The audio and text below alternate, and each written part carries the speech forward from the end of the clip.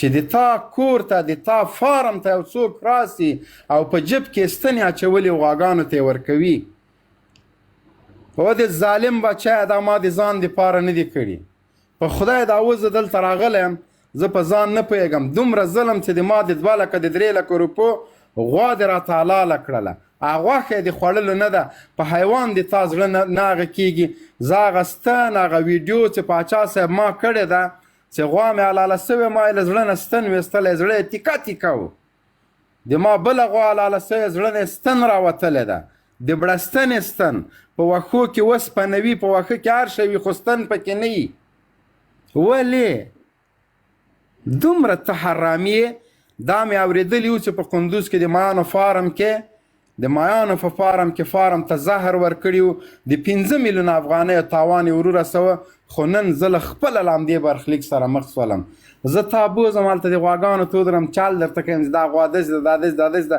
ته خبیث، ته رذیل، ته بې ناموسه، ځې هغه ته ستنې اچې. افسوس افسوس.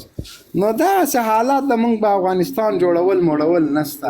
جنرال صاحب محترمه د تعمیر په لاره پیدا دغه اوچت جنرال صاحب په نوم باندې قاری صاحب البدر زموږ مرګړی تاواله هغه کمنټونه کوي. بیا ته جنرال صاحب محترمه د ظلمت په لاره باندې دا ونې لګولې وې، هغه د بیا رغونې وزارت ونې لګولې وې. په خدای قسم دغه ونې غوټې غوټې ماتې کړې وې، کښلې وې. هغه ونې ما لیدلې وې، د ناجو ونې لګولې زرمات په سړک په دواړو طرفو باندې، او څومره ښه ښکارېدلې.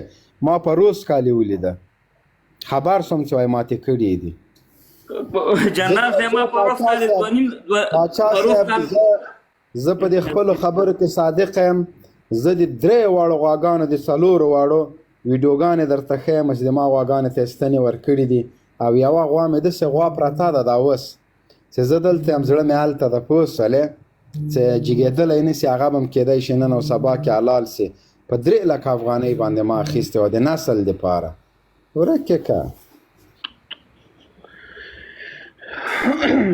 د پاچا صاحب محترمه کله چې تحولات راغلو که تا فکر کړی و که نه، یا مثال طالب خو دوی له غره راښکته بولي که نه، هغه سواداره خلک چې په ښار کې ژوند کړی، په ښار کې چې یو څوک ژوند وکړي تبن کوي، تعلیم نه وي کړی، یو څه یې لیدلي وي که نه. په خدای دا وزارتونه تر ننوتل، دغه تشې پاڼې نه دي، کمپیوټر یو کیبورډونه خو څه کوي، دا تشې پاڼې لا پټولې قسم ده، قلمونه کتابچې دغه یې لا پټولې.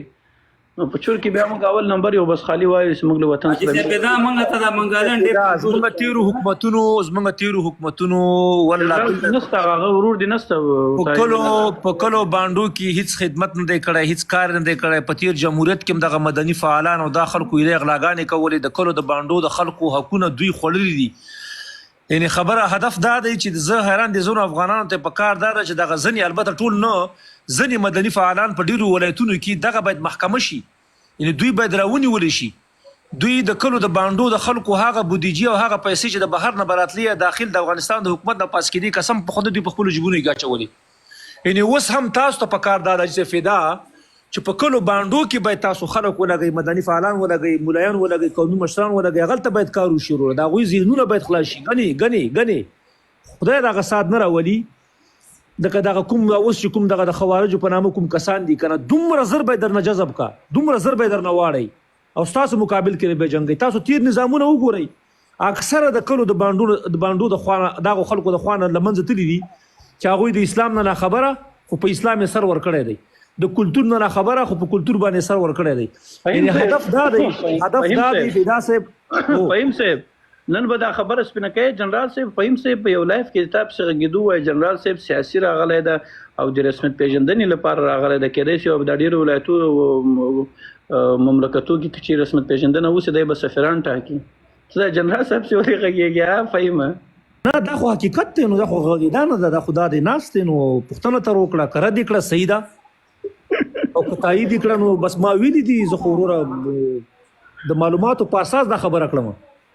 ولا معلومات بیا ډېر کوي دي قسم دی. تا معلومات وګوره فدا صاحب باچا صاحب ورته تیار په انګلینډ کې د ګلانو ګلدسته اخیستې ده. دا هغه ده باچا کموال صاحب خو دې موږ قرضداره دغه خو ما ګلان ور وړي وګوره خدای خو باید ګلان ور وړي. مانچستر ایرپورټ باندې چې راکوشي او وروره دا تور شیشو موټرې به جنرال موبین صاحب موږ به ورته ولاړ یو، سیمرا هر کړی به ورته ویو باچا صاحب ورته دوه ویسي فیدا صاحب یو تا ورته ولې د هغې بدل کې یو به ورته ځان نه ویسي او په خدای کې نو که چې داسې کې اوسېږم چې موږ د چینو اوبه څښو د چینو داسې شین چای دې راځي تک شین چای او د کامې او د چارخدۍ ګوړه ولا هغه د پاچا صاحب دغه اشرف غني بابا لمبار که د سره یا ورته ورځم یاره ټول کومه ملاقات ورسره نه بیټو کې درته یم باچا جنرال صاحب ابوظبي کې د موبیل صاحب څخه 100 ساعت لري دی بیخي دغه هغه کې مې ورځم ابوظبي ته لاړ شه ده ولا به ما وانه خلکو قطر ته لاړم ما وانه خلکو دغه وکویل چې ته خو دوه درې شیونو ته تللی وي یو د طالبانو سره ته مذاکرات وکړه پټ او بل د اشرف غني صاحب سره مو کتل په ما وانم دا دغه مالي ولا چې نه پوهېږم فهیم صاحب کومه خبره تایید کی بیا صحیح ده